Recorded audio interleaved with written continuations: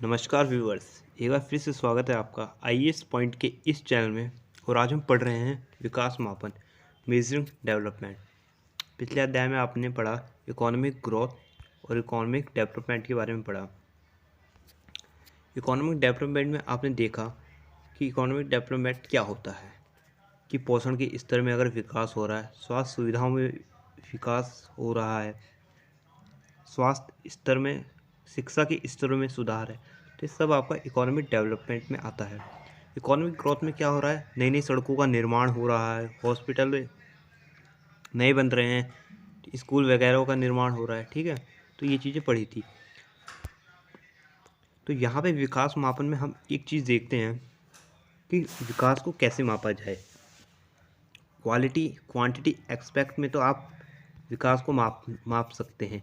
जैसे कि अगर दो बच्चों का हम कंपटीशन करते हैं कि कौन होशियार है, तो पहले बच्चे के और दूसरे बच्चे के नंबरों के अंतरों को हम देख सकते हैं। हमें पता चल जाएगा कि कौन सा बच्चा ज़्यादा होशियार है। वैसे डिबेटेबल मुद्दा है, लेकिन जिसके सबसे ज़्यादा मार्क्स होंगे उसे होशियार माना जाएगा। ठीक है, लेकिन हम इसे क्वालिटी एक्सपेक्ट में कैसे मेज़र कर सकते हैं, ये एक बड़ा मुद्दा है। क्वालिटी एस्पेक्ट को हम समझते हैं कि नमस्कार व्यूअर्स, एक बार फिर से स्वागत है आपका आईएएस पॉइंट के इस चैनल पे। और आज हम पढ़ेंगे विकास मापन, मेजरिंग डेवलपमेंट। विकास की जो मापने की प्रक्रिया है वो अलग अलग होती है। ठीक है, ये काम जो था, एक पाकिस्तानी अर्थशास्त्री थे महबूब उल हक, उन्होंने 1970 के से ही प्रारंभ कर लिया था। इसमें कुछ और समय लगा जब विकास मापन की सही विधि को विकसित किया जा सका। तो विकास को कैसे मापा जा सकता है, तो इस प्रक्रिया के बारे में हम पढ़ेंगे। ठीक है, देखिए, इकोनॉमिक ग्रोथ को तो आप माप सकते हैं कि अगर किसी व्यक्ति की सैलरी बीते वर्ष या बीते महीने 10,000 थी और आने वाले कुछ महीनों में 10 से बढ़कर 20,000 हो गई, तो इसमें 10,000 का अंतर है, यानी कि 10,000 उसका हो गया। लेकिन इकोनॉमिक डेवलपमेंट कैसे मापा जा सकता है? एग्जाम्पल के तौर पे आप ऐसे समझिए, अगर आप एक मूवी देखकर आते हैं और आप किसी व्यक्ति को बताते हैं कि मूवी कैसी थी, तो आप कहेंगे कि मूवी बहुत बढ़िया थी, लेकिन इसका जो वो स्केल है वो कैसे होगा, किस हद तक बताएंगे आप कि वो कितनी अच्छी थी? तो जैसे देखते होंगे कि आईएमडी के हिसाब से पता चलता है, तो जिस मूवी की आईएमडी हाई होती है वो मूवी बहुत बढ़िया होती है। तो ये एक पैमाना हो गया मूवी को मापने का। ठीक है, तो आगे देखते हैं हम। यह एक स्थापित तथ्य है कि प्रगति का लक्ष्य मात्र आय में वृद्धि से कहीं अधिक है। अंतर्राष्ट्रीय निकाय जैसे संयुक्त राष्ट्र, आईएमएफ और डब्ल्यूटीओ विश्व के अल्पविकसित क्षेत्र के विकास के बारे में अधिक चिंतित थे, परंतु इस दिशा में कोई भी प्रयास तभी संभव था जब किसी भी अर्थव्यवस्था के विकास स्तर को मापने के लिए साधन और उपाय हो, ऐसे कारक हों जिन्हें विकास के लक्षण माना जा सके। विकास को मापने के लिए किसी उपाय को मूलतः है दो प्रकार की कठिनाइयों का सामना करना पड़ सकता है। ठीक है, देखते हैं हम कौन कौन से वो दो कठिनाइयाँ हैं। पहले स्तर पर यह परिभाषित करना कठिन था कि विकास के घटक क्या हैं, कि विकास को किन घटकों के माध्यम से मापा जाए। देखिए, अगर हमें कोई स्टूडेंट है और हमें ये पता करना है कि कौन सा स्टूडेंट होशियार है, तो हम दोनों को मार्कशीट या रिजल्ट देखेंगे। जिसके अधिक मार्क्स होंगे वो होशियार होगा। लेकिन यहाँ पे इकोनॉमिक्स के पर्सपेक्टिव में हम ये करना कठिन था। ठीक है, कि कौन कौन से घटकों का इस्तेमाल किया जाए विकास को दर्शाने के लिए। विकास दर्शाने वाले कारक अनेक हो सकते हैं, जैसे आय, खपत स्तर, खपत की गुणवत्ता, स्वास्थ्य देखभाल, पोषण, सुरक्षित पेयजल, साक्षरता और शिक्षा, सामाजिक सुरक्षा, शांतिपूर्ण समुदाय जीवन, सामाजिक सम्मान की उपलब्धता, मनोरंजन, प्रदूषण प्रदूषण मुक्त पर्यावरण आदि। यह वस्तुतः काफ़ी कठिन कार्य है कि विकास के किन कारकों पर विशेषज्ञों में सहमति प्राप्ति की जा सके। तो विकास को मापने के लिए ये सारे जो फैक्टर हैं ये हो सकते हैं, लेकिन अर्थशास्त्रियों में ये मत था कि किन फैक्टर्स को इस्तेमाल किया जाए। दूसरी कठिनाई के बारे में देखते हैं हम। दूसरे स्तर पर एक अवधारणा को मात्रात्मक रूप में लेना अत्यधिक कठिन है, क्योंकि विकास में मात्रात्मक और गुणात्मक पहलू होते हैं। गुणात्मक पहलू जैसे आपका सौंदर्य, ठीक है, सौंदर्य, स्वाद इत्यादि की तुलना करना आसान है, परंतु इन्हें मापने के लिए हमारे पास कोई मापन स्केल नहीं होता है। तो कोई व्यक्ति कितना सुंदर है, ये कैसे मापा जाए, इसका कोई पैमाना नहीं होता है। कोई चीज़ कितनी स्वादिष्ट है, इसका भी पैमाना कोई नहीं होता है, ठीक है। तो ऐसी कई चीज़ें हैं जिन्हें मापा नहीं जा सकता या उसे मापने के लिए कोई स्केल नहीं है। तो हम पढ़ते हैं ह्यूमन डेवलपमेंट इंडेक्स, मानव विकास सूचकांक। ये एक रिपोर्ट है जो यूएनडीपी द्वारा निकाली जाती है। अर्थव्यवस्थाओं के बीच की तुलनात्मक गणना को लेकर दुविधा तब हल हुई जब United Nation Development Programme UNDP ने 1990 में अपनी पहली मानव विकास रिपोर्ट यानी एचडीआर प्रकाशित की। तो ह्यूमन डेवलपमेंट एक संस्था है, उसने 1990 में एक रिपोर्ट प्रकाशित की जिसे एचडीआई कहते हैं, ह्यूमन डेवलपमेंट इंडेक्स। ये किसी भी देश के विकास के स्तर को दर्शाता है। तो हम पहले यहाँ पे यूएनडीपी देखें तो यूएनडीपी की जो स्थापना है वो आपकी 1965 में हुई थी, ठीक है, और इसका जो मुख्यालय है वो न्यूयॉर्क में है। तो ये याद रखिएगा आप यूएनडीपी की स्थापना कब हुई थी। तो 1990 में इन्होंने अपनी पहली रिपोर्ट प्रस्तुत की, एचडीआर। इस रिपोर्ट में मानव विकास सूचकांक था जो विकास के स्तर को मापने और परिभाषित करने का पहला प्रयास था। इस सूचकांक को अग्रणी विद्वानों, विकास के काम से जुड़ी लोगों और यूएनडीपी के ह्यूमन डेवलपमेंट रिपोर्ट ऑफिस के सदस्यों ने तैयार की थी। मानव विकास सूचकांक विकसित करने वाले ऐसे पहले दल का नेतृत्व महबूब उल हक और इंगे कॉल ने किया था, ठीक है। तो एचडीआई किसने प्रस्तुत तो यूएनडीपी ने करी थी, लेकिन बनाई किसने थी, महबूब उल हक ने। इस सूचकांक में शब्द मानव विकास असल में विकास का एक उपसिद्धांत रूप है। तो मानव विकास रिपोर्ट जो है वो 3 स्केल पे मापी जाती है। स्वास्थ्य, शिक्षा और जीवन स्तर को मिलाकर विकास को मापती है। किसी भी देश में स्वास्थ्य का स्तर, शिक्षा का स्तर और जीवन के स्तर को बीते वर्ष से अगर बेहतर पाया जाता है तो वो अधिक विकसित हुआ है। इन तीनों स्तर को लेती है ये एचडीआई। इन तीनों सांकेतों को समग्र रूप से मानव विकास सूचकांक यानी एचडीआई में बदल दिया जाता है। आगे देखते हैं, हम इनके पहलुओं के बारे में समझते हैं। देखिए, एचडीआई हर पैमाने के लिए न्यूनतम और अधिकतम सीमा तय करता है जिसे गोल पोस्ट कहा जाता है, और उसके बाद दिखाया जाता है कि इस गोल पोस्ट के संबंध में हर देश कहाँ ठहरता है। इसकी वैल्यू 0 और 1 के बीच बताई जाती है। जो आपका एचडीआई है इसकी जो वैल्यू होगी वो 0 से 1 के बीच में होगी। 1 सबसे हाई, 0 सबसे लोअर माना जाता है विकास के मामले में कोई भी देश। तो आपका जो है वो कभी भी 0 से कभी नीचे नहीं जाएगा और 1 से कभी ऊपर नहीं जाएगा। इसके बीच में ही वैल्यू बताई जाती है किसी भी कंट्री की डेवलपमेंट की। अब देखते हैं हम जो आपके तीनों विकास जो आपके तीनों वो मापन हैं, शिक्षा, स्वास्थ्य और जीवन स्तर, वो कैसे कैसे होते हैं। पढ़ाई के सालों का औसत 25 साल की उम्र की वयस्कों के लिए। पढ़ाई के संभावित साल स्कूल जाने की उम्र में बच्चों के लिए। स्तर पर उम्र के आधार पर नाम लिखाने और हर स्तर पर स्कूल जाने की आधिकारिक उम्र पर आधारित है। स्कूल में पढ़ाई के अनुमानित साल की अधिकतम सीमा 18 वर्ष है। इन संकेतों को न्यूनतम वैल्यू 0 और 1980 से 2012 के बीच देशों में स्कूलों के पढ़ाई के औसत साल की वास्तव में पाई गई अधिकतम वैल्यू से सामान्य बताया जाता है। साल 2010 में अमेरिका में इसके 13.3 साल होने का आकलन किया जाता था। शैक्षिक सूचकांक 2 सूचियों का ज्यामितीय औसत है। दूसरा देखते हैं आप स्वास्थ्य।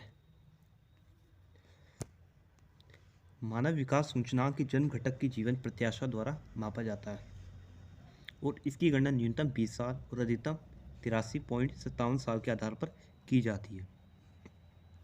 तो कोई इंसान कितना ज़्यादा जी रहा है वो उसका स्वास्थ्य माना जाता है। ठीक है, अब हम देखते हैं जीवन स्तर के घटक को GNI ग्रॉस नेशनल इनकम प्रति व्यक्ति अमेरिकी डॉलर में क्रय शक्ति क्षमता से मापा जाता है। जीवन स्तर के घटक को मापा जाता है उसकी क्रय शक्ति प्रति व्यक्ति आय पर। किसी व्यक्ति की जितनी ज़्यादा प्रति व्यक्ति आय है उसका जीवन स्तर भी उतना ही बढ़िया होगा। 2012 में कतर के लिए न्यूनतम आय के लिए गोल पोस्ट $100 लिया गया और अधिकतम के लिए 87,478 अमेरिकी डॉलर। मानव विकास सूचकांक GNI के बढ़ने के साथ आय कम होते महत्व को परिलक्षित करने के लिए आय के लघुगणक का इस्तेमाल करता है। HDI के तीनों पक्षों की सूचियों के अंकों को फिर ज्यामितीय औसत के जरिए समग्र सूचकांक में बदला जाता है। HDI विभिन्न देशों के अंदर और उनके बीच अनुभवों की निर्देशात्मक तुलना का मार्ग भी प्रस्तुत करता है। UNDP द्वारा बताए गए तीनों मानकों के आधार पर अर्थव्यवस्थाओं को एक स्केल यानी 0.00 से 1 के बीच उनके प्रदर्शन के आधार पर स्थान देता है। इन उपलब्धियों के आधार पर देशों को मुख्य तौर पर 3 भागों में बांटा गया है, 3 श्रेणियों में वर्गीकृत किया गया, जिसके लिए सूचकांक में पॉइंट श्रेणियां बनी होती है। पहला है आपका उच्च मानव विकास वाले देश। 0.8 से जो भी 1.000 तक होंगे, 1000 तक होंगे, 1 तक होंगे, वो आपके उच्च मानव विकास वाले देश होंगे। जो मध्यम मानव वाले हैं वो होंगे 0.500 से 0.799 अंक वाले। तीसरे होंगे आपके जो निम्न मानव विकास वाले देश हैं, उनका जो सूचकांक होगा वो होगा 0 से लेकर 0.499। मानव विकास रिपोर्ट 2016 पर अध्याय 20 में चर्चा की गई है। इसके साथ ही दुनिया भर में सापेक्ष स्थिति पर चर्चा की गई है। इसे हम आगे पढ़ेंगे अध्याय 20 में सही से मानव विकास रिपोर्ट को। The debate continuous. The debates continue. बहस जारी है। UNDP की टीम ने यद्यपि इस बात पर सहमति बना ली कि विकास के घटक क्या होंगे, लेकिन दुनिया भर में शिक्षाविद और विशेषज्ञ इस बात पर बहस कर रहे हैं। 1995 तक दुनिया भर में अर्थव्यवस्थाओं ने UNDP द्वारा प्रतिपादित मानव विकास सूचकांक के सिद्धांत को स्वीकार कर लिया था। मूल रूप से विश्व बैंक ने 1990 के दशक से ही सदस्य देशों विकासपरक प्रयासों की गुणवत्ता को बढ़ाने और उसके अनुरूप सस्ते विकासपरक कोष आवंटित करने के लिए UNDP द्वारा तैयार मानव विकास रिपोर्ट का इस्तेमाल शुरू कर दिया। तो कहीं भी जो अर्थशास्त्री हैं और जो शिक्षाविद लोग हैं, विद्वान लोग हैं, उन्होंने इस रिपोर्ट से वो संतुष्ट नहीं हुए। उन्होंने ये माना है कि सिर्फ 3 स्तरों पर ही मानव के विकास को नहीं मापा जा सकता है, इसके लिए और भी पैमाने होने चाहिए। ठीक है, आगे देखते हैं वो पैमाने क्या क्या हो सकते हैं। मानव विकास सूचकांक के अपूर्ण होने को दर्शाने की कोशिश कर रही थी।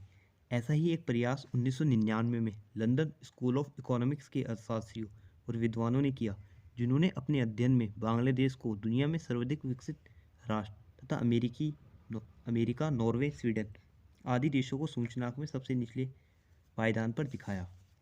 वास्तव में ऐसे सूचकांक के जरिए ये काफ़ी हद तक संभव है। उदाहरण के लिए हम कह सकते हैं कि मानसिक शांति और मानव जीवन की बेहतरी के लिए बेहद जरूरी तत्व है, जो काफ़ी हद तक इस तथ्य पर निर्भर करता है कि हर दिन हम कितना सो पाते हैं। हम हर दिन कितना सो पाते हैं, इससे ये ज्ञात होगा कि मानसिक शांति, विकास और मानव जीवन की कितनी बेहतरी है।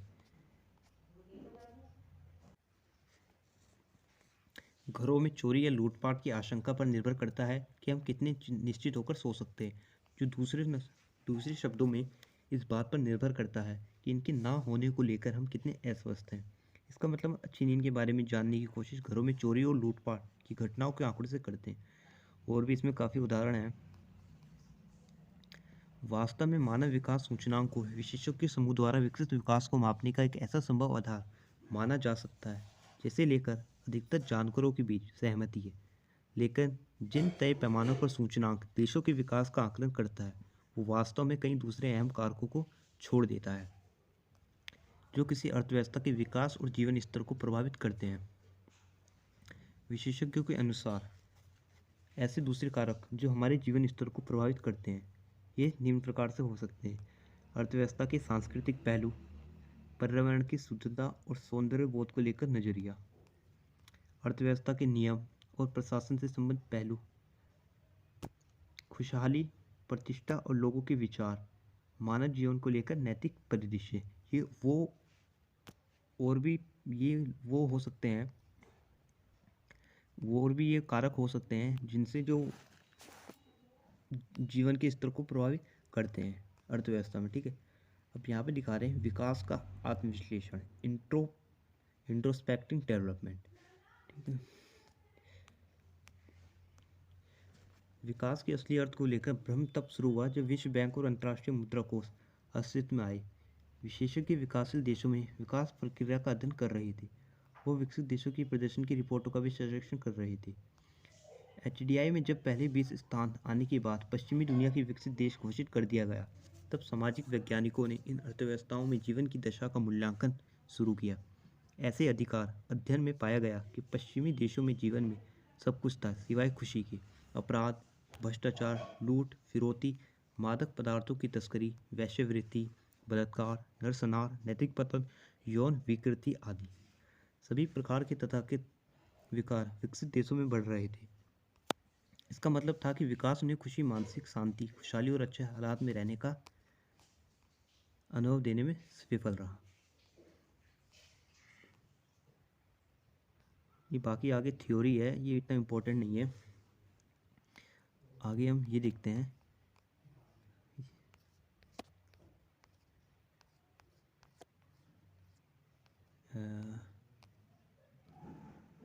किसी तरह एक छोटा राष्ट्र विकास को अपने तरीके से परिभाषित कर पाया जिसमें जिंदगी के भौतिक और गैर भौतिक दोनों पहलू मौजूद थे, और इसने इसे ग्रॉस हैप्पीनेस कहा।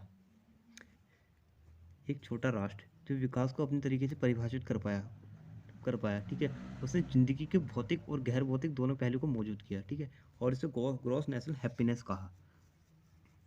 उसने किसी भी देश के विकास को मापने के लिए जिंदगी के भौतिक और दोनों पहलू को मौजूद किया।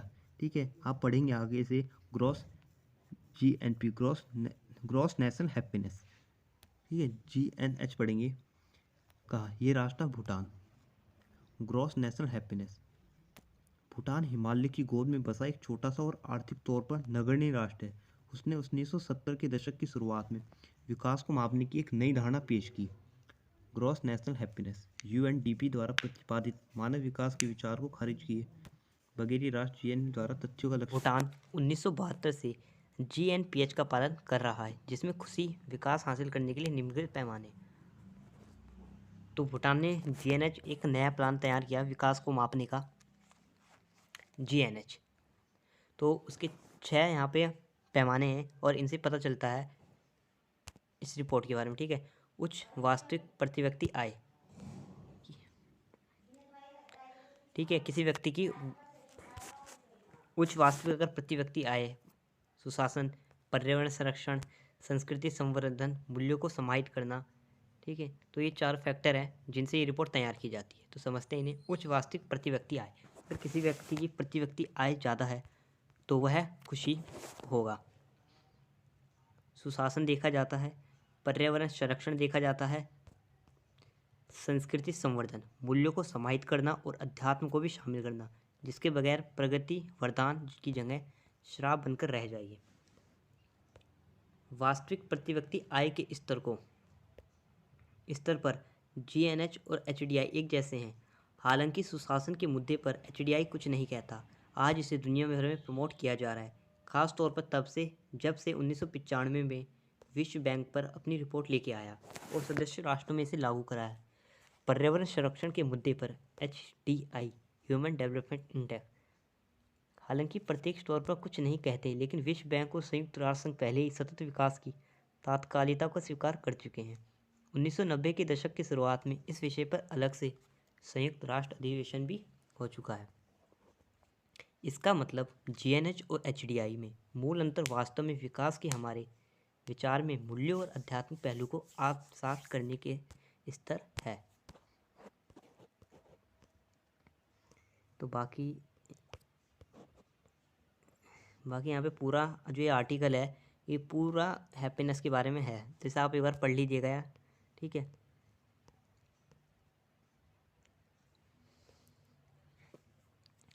हम इस तरह से पूरी चर्चा को समेट कर सकते हैं कि मानव जाति इस समय आत्मलोकन और परिवर्तन की बेहद गंभीर दौर से गुजर रही है, जहां दुनिया में प्रभावशाली मत यह है कि विकास की अवधारणा को नैतिक और आध्यात्मिक मूल्यों को शामिल करते हुए नए सिरे से परिभाषित किया जाए।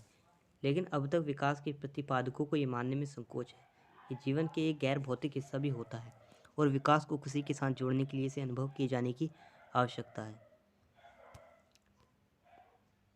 तो भूटान एक नया कॉन्सेप्ट लाता है, एक नया इंडेक्स लेके आता है विकास को मापने का, ठीक है, जिसे कहते हैं आप GNH, ठीक है। तो वो भूटान लेके आया था, उसके 4 फैक्टर होते हैं, वो पढ़े आपने कौन कौन से होते हैं, ठीक है। बाकी ये पूरी थ्योरी उसी के बारे में लिखी गई है, ठीक है। तो आज के लिए इतना ही काफ़ी व्यूअर्स। आगे हम पढ़ेंगे हैप्पीनेस, इसे और डीप पढ़ेंगे, ठीक है। थैंक यू, तब तक के लिए पढ़ते रहिए, थैंक यू।